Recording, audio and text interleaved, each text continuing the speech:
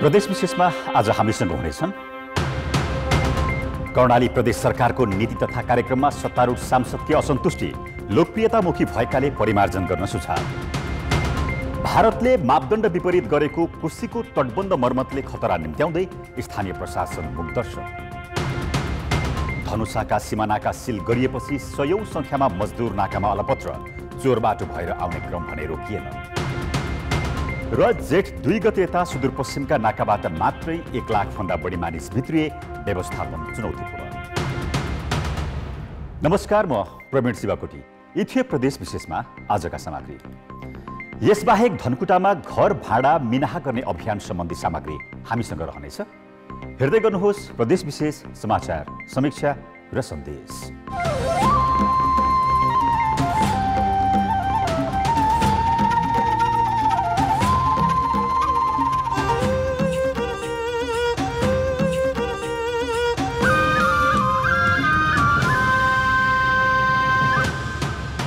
प्रदेश विशेष presented by Asian paints. Gandaki प्रदेश सरकारले कोरोना भाइरसको संक्रमणबाट प्रदेशवासीको जीवन रक्षा गर्ने र पुरानै कार्यक्रमलाई निरन्तरता दिँदै आज आर्थिक वर्ष 2077-78 को नीति तथा कार्यक्रम सार्वजनिक गरेको छ। गण्डकी प्रदेश सरकारले ल्याएको नीति तथा कार्यक्रममा कोरोना भाइरसका कारण मानव सभ्यता र मानव जाति माथि नै अकल्पनीय सङ्कट आइपरेको भन्दै महामारी विरुद्ध प्रदेश सरकार सबै क्षमता, स्रोत र साधनका साथ जुटिरहेको उल्लेख गरेको छ। गण्डकी प्रदेश सरकारको नीति तथा कार्यक्रममा जीवन रक्षा गर्ने र महामारीबाट शिथिल भएको अर्थतन्त्रलाई चलायमान बनाउने मूल लक्ष्य लिएको छ।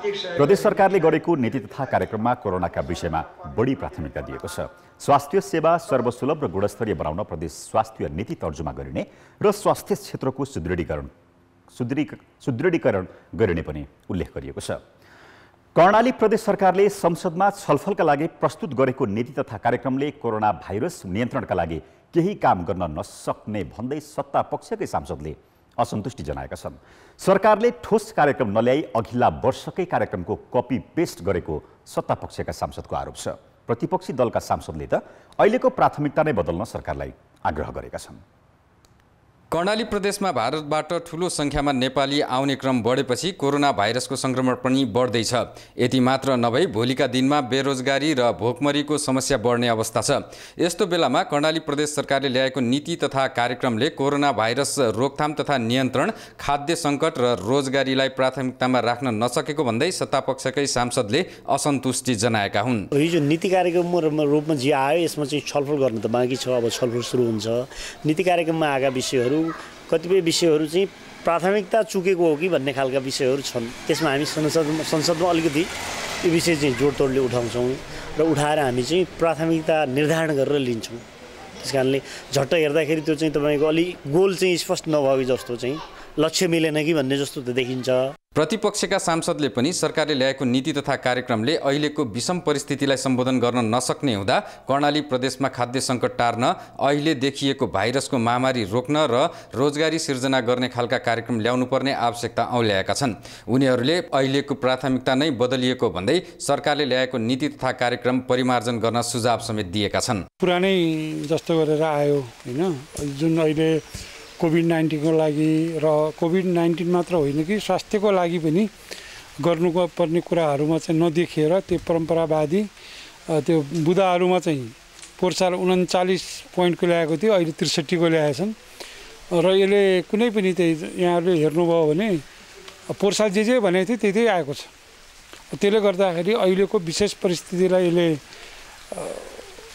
सम्बोधन गर्ने पनि देखिँदैन हैन, र यसबाट केही आशा गर्ने कुराहरू पनि देखिएन। पहिलेको तुलनामा अहिलेको नीति तथा कार्यक्रमले विशेष क्षेत्र तोकेर प्राथमिकता निर्धारण गर्न नसकेको राजनीतिक विश्लेषकको भनाइ छ। भोलिका दिनमा यो समस्या जुन आउँदैछ, बेरोजगारी जुन बढ्दैछ, यो स्वास्थ्य समस्याहरू जुन आउँदैछ, त्यो बारेमा खासै कुनै नीति तथा कार्यक्रमहरू तर्जुमा गरेको जस्तो लाग्दैन। अब अहिले तपाईँहरूले भने अहिले जल्दोबल्दो समस्या हुने शिक्षा क्षेत्र पुरै बन्द छ। अहिले रोजगारी, उद्योग धन्दाहरू, व्यापार व्यवसाय साह्रै बन्द छन्।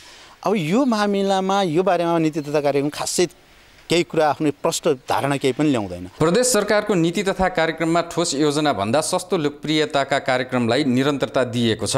संघीय सरकारको बजेटमा परेको सुर्खेत विमानस्थलको स्तर उन्नति प्रदेश सरकारको नीति तथा कार्यक्रममा पनि उल्लेख गरिएको छ। संघीय सरकारको बजेटमा नपरेका र कर्णालीको भौगोलिक अवस्थामा केन्द्रित स्वास्थ्य, रोजगार तथा खाद्य सङ्कटलाई स्पष्ट प्राथमिकतामा राखेर बजेट ल्याउनु पर्ने अहिलेको मुख्य आवश्यकता हो। कान्तिपुर समाचारका लागि क्यामेरामा नवीन साईका साथ कमल पन्त, सुर्खेत। सप्तकोशीको तटबन्ध र स्परको मर्मत गर्ने काम नेपाल भारत 2 देशीय सम्झौता बमोजिम भारत सरकारको हो।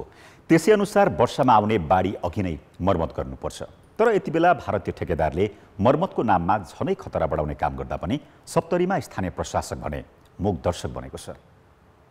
भारत सरकार मातहत रहेको सप्तकोशी योजना वीरपुरले करिब 7 वर्षको लगातार प्रयासमा सप्तकोशीको बहाव परिवर्तन गराउन गएको वर्ष पाइलट च्यानल निर्माण गरेको हो, जसका कारण 1 वर्ष अघि सप्तरीको हनुमाननगर कङ्काल्ने नगरपालिका र तिलाठी कोलाडी गाउँपालिकाका झन्डै 2000 भन्दा बढी घर परिवार वर्षामा लगातार डुबानमा परे। सप्तरी स्थित कोशीको पश्चिमी तटबन्धदेखि 8 किलोमिटर पूर्व भारततर्फ बग्दै गरेको सप्तकोशी नदी अहिले तटबन्ध छेउबाटै बग्न थालेपछि तटबन्ध नै खतरामा परेको छ। त्यसमाथि यसपालि कोशी योजनाले थालेको तटबन्ध र अस्पर मर्मतको कामले झन खतरा बढाएको छ। एउटा सर्टेन मापदण्ड बनाएर गर्नु पर्यो, किनभने अहिले खोला चाहिँ एकदम बाँधकै नजिकबाट गएको हुनाले अब बाँधकै छेउबाट काट्दाखेरि माटो कतै न कतै खतरा बढी भएको हुन्छ र त्यसमा चाहिँ अब कोशी प्रोजेक्टले चाहिँ आफ्नो निकायबाट कसरी त्यो बाँधलाई पनि खतरा नहोस् र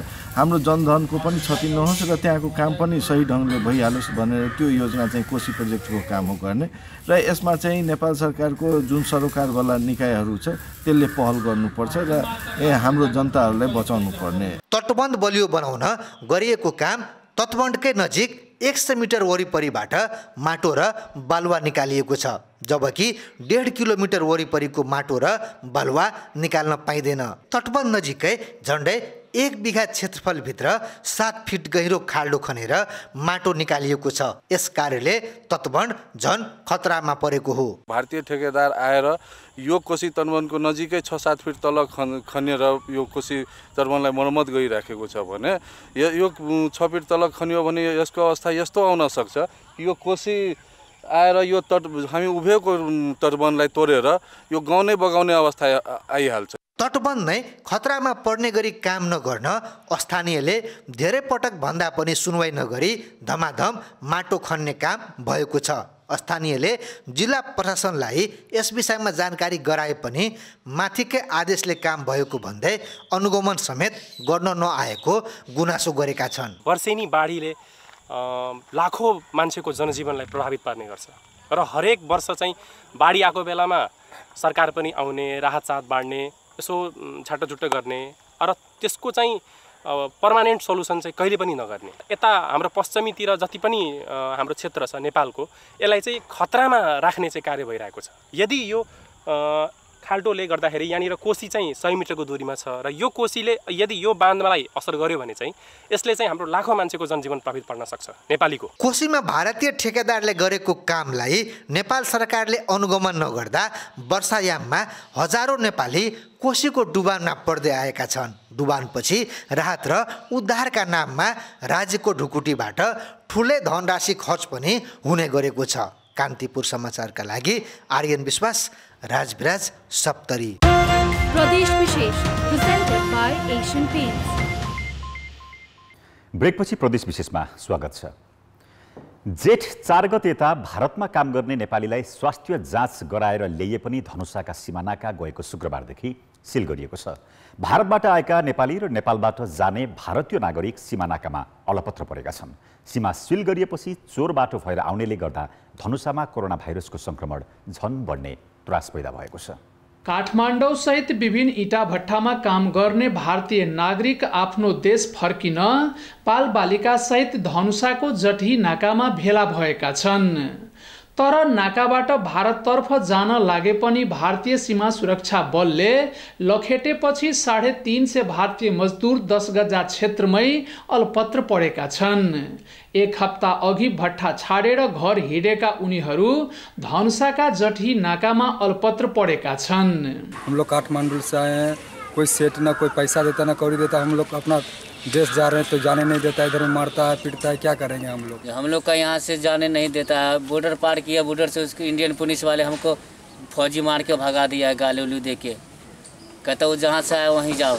भोक प्यास र थकानले एकजनाको ज्यान गएको एक दिन नबित्दै भारतबाट नेपालीलाई नेपाल आउन खुल्ला गरिएको धनुषाको जटही र खजुरी नाका अनिश्चितकालका लागि बन्द गरिएको छ।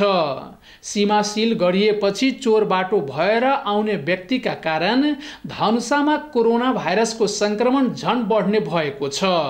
हाम्रो आदेशमा प्रश्नसँग के भनेको छ भने तोकिएको नाकाबाट मात्र ल्याउने, क्वारेन्टाइनको व्यवस्था गर्ने, त्यसपछि राख्ने व्यवस्था, त्यहाँ मान्छेहरूलाई आए पछाडि राख्ने विवरणहरू तयार गर्ने, सबै विवरणहरू होल्डिङ सेन्टर सम्बन्धी व्यवस्था गर्ने भनेर चाहिँ विभिन्न भएको छ। यसबाट आउँदाखेरि कम्ती भने एउटै बाटोबाट धेरै मान्छेहरू सहज रूपमा आउन सक्छन् र आउन कोही रोकेर बस्नु पर्दैन भन्ने मनसायले नेपाल सरकार देखिन्छ। भारतबाट नेपाल आउने नेपालीलाई सुरक्षित रूपमा क्वारेन्टाइन सहितको अन्य व्यवस्थापन गरेर जटही र खजुरी नाका सञ्चालन गर्न सांसदले माग गरेका छन्। समाजमा, गाउँमा, घरमा पस्छ र त्यस्ता मान्छेले धेरैलाई के अरे सङ्क्रमित बनाउन सक्छ।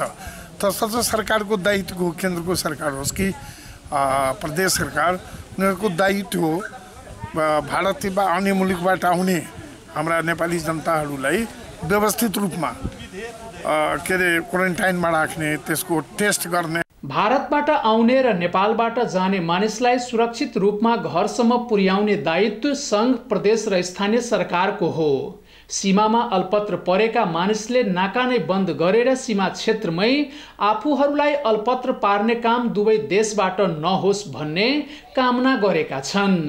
कान्तिपुर समाचारका लागि अमरकान्त ठाकुर, जटही, धनुषा।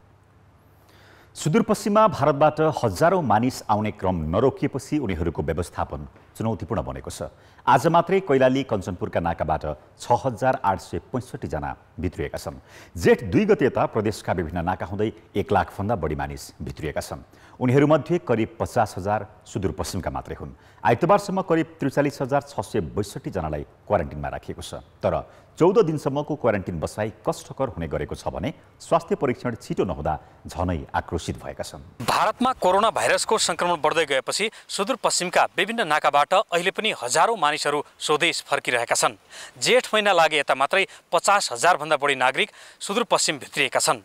यहाँ क्वारेन्टिनको उचित व्यवस्थापन छैन। भारतबाट आएकाहरूलाई यसरी विभिन्न विद्यालयहरूमा राखिएको छ।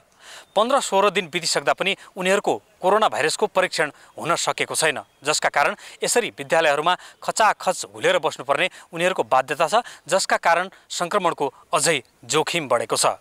सुदूरपश्चिमका कैलाली र कञ्चनपुर लगायतका देशका दक्षिणी सीमानाकाबाट यसरी नै हजारौं मानिस भारतबाट आइरहेका छन्। पहाडी जिल्ला बैतडी र दार्चुलाका नाकाबाट पनि आउने क्रम जारी छ। भारतबाट हुलका हुल मानिस आएपछि उनीहरूको व्यवस्थापन भने अस्तव्यस्त बनेको छ। विद्यालयका एउटै कोठामा धेरै मानिस बस्नु परेको छ। कतिपय कोठा अभावमा विद्यालयको बरन्डामा समेत रात काटिरहेका छन्। खानेपानी र शौचालयको पनि समस्या छ। 2 साता बितिसक्दा पनि स्वास्थ्य परीक्षण हुन नसक्दा उनीहरू खतरामा त छन् नै, कष्टपूर्ण बसाइका कारण आक्रोशित समेत बनेका छन्। 15-16 दिन भइहाल्यो, न चेकअप छ। जति बाहिरको मान्छेहरू आउँछ त्यति ठुस्दै जान्छ, तर चेकअप चाहिँ कसैको छैन। हामी कोसँग बच्नु, बाहिरसँगको बच्नु कि भित्रैसँगको बच्नु कि न पङ्खा छ घर हेरिहाल्नु, यस्तो ठाउँ छ, न पङ्खा छ न बत्ती छ।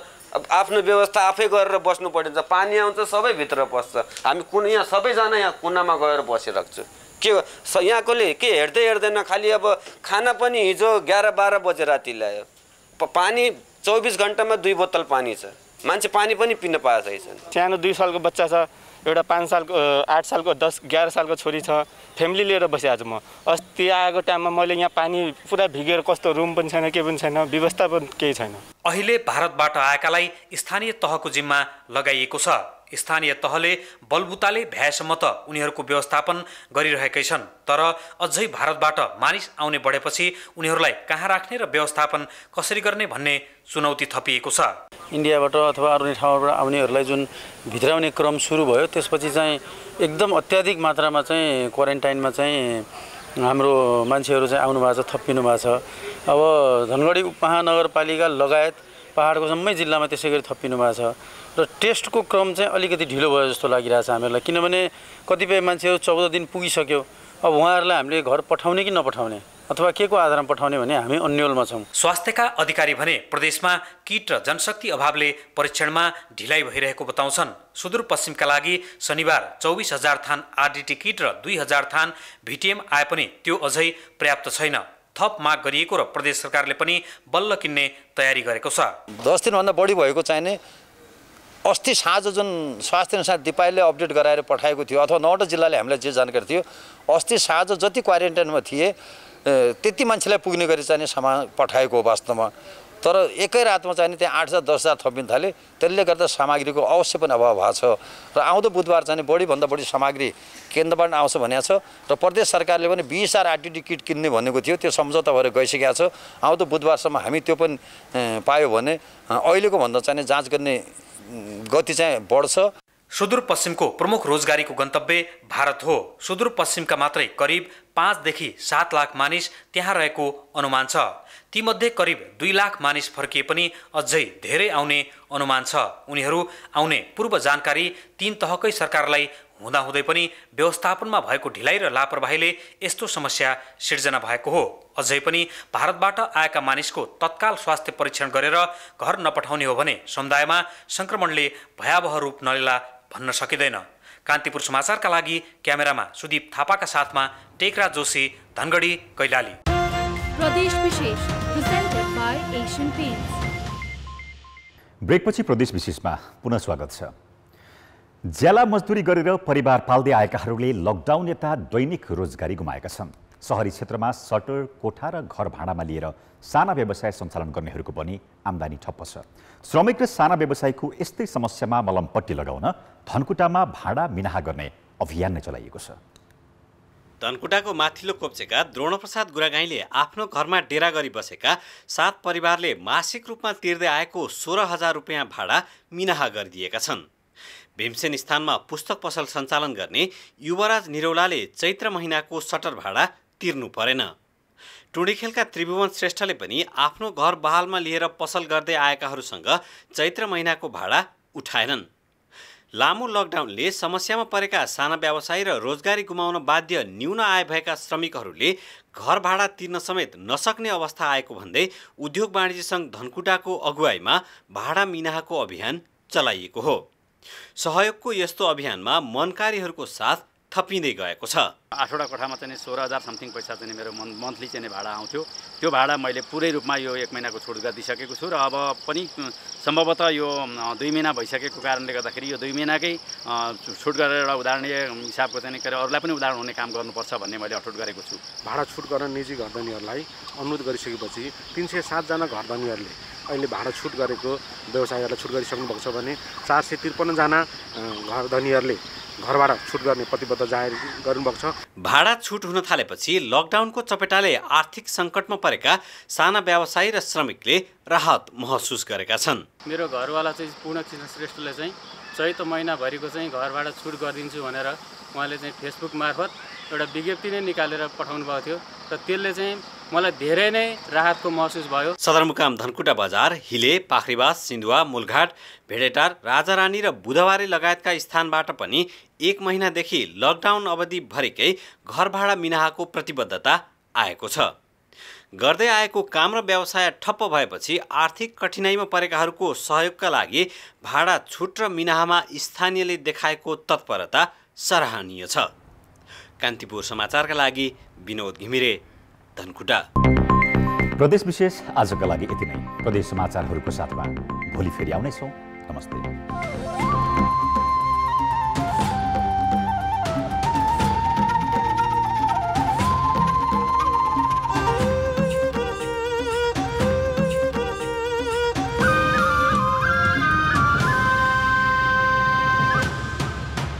स्वदेश विशेष।